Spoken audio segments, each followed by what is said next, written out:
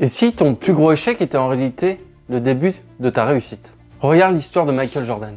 Tu t'es déjà senti nul, rejeté, pas à la hauteur, un nom qui t'a fait très mal? Michael Jordan a exactement vécu ça. Et ça a failli tout arrêter pour lui. Michael Jordan, jeune, obsédé par le basket, se présente aux sélections de son lycée. Il joue, il y croit, il donne tout. Et à la fin, son nom n'est pas sur la liste. Il est recalé, dévasté, humilié. Il rentre chez lui dans sa chambre et devine ce qu'il fait. Il va pleurer. Vraiment, comme toi, comme moi. Parce que l'échec, ça fait mal. Ce jour-là, il aurait pu tout laisser tomber. Mais quelque chose en lui brûlait, comme une rage, une envie de prouver, une envie de devenir meilleur surtout. C'est souvent dans nos plus grandes douleurs que se cachent nos plus grandes forces. Il s'est donc mis à travailler, tôt le matin jusqu'à tard le soir. Et il a répété, répété, répété.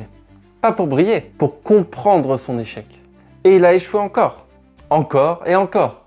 Mais chaque échec lui a enseigné une leçon. Et ça, c'est important. Et on peut voir cette boucle comme telle, celle de échouer, ajuster, réessayer.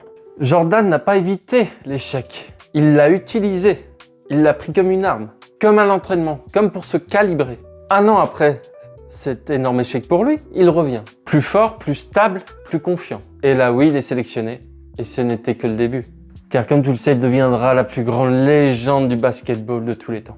Si Jordan avait réussi du premier coup, jamais il n'aurait été l'athlète qu'il serait devenu après. Ce qui l'a construit, ce n'est pas son talent pur, c'est l'échec. Comment il l'a pris? C'est son rapport aux erreurs, de faire des essais-erreurs afin de devenir le meilleur possible.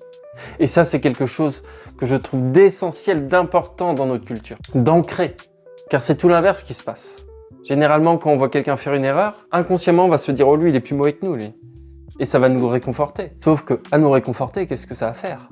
Ça va nous paralyser, on va rien tenter. On va rester dans notre zone. Alors qu'avoir cette culture-là, d'essayer encore et encore et de faire des erreurs, avec un but, c'est de devenir meilleur. C'est ça que j'aimerais amener chez les gens et que ça devienne un automatisme. L'échec ne te dit pas tu es nul. Il te dit tout simplement que tu es en train de te calibrer. Ton corps, lui aussi, il apprend par essai-erreur. Comme Jordan. On va prendre un exercice ensemble. Tu vas prendre un papier et tu vas écrire le dernier échec qui t'a fait mal. Et tu vas tout simplement te poser la question, qu'est-ce que cet échec est en train de m'apprendre? Juste ça. Tu réfléchis en silence, avec conscience, et tu vas voir que beaucoup de choses vont changer à partir de là. L'échec, ce n'est pas un mur, c'est un miroir. Il te montre tout simplement ce qu'il faut ajuster. C'est comme ça qu'on devient bon et c'est comme ça qu'on devient soi. Alors souviens-toi, ose, échoue et surtout brille. Si tu veux utiliser tes échecs pour construire, pour les dépasser, alors écris-moi, envoie-moi un message ou appelle-moi, je te laisse mon numéro en description. Je te dis à bientôt, c'était Quentin. Ciao!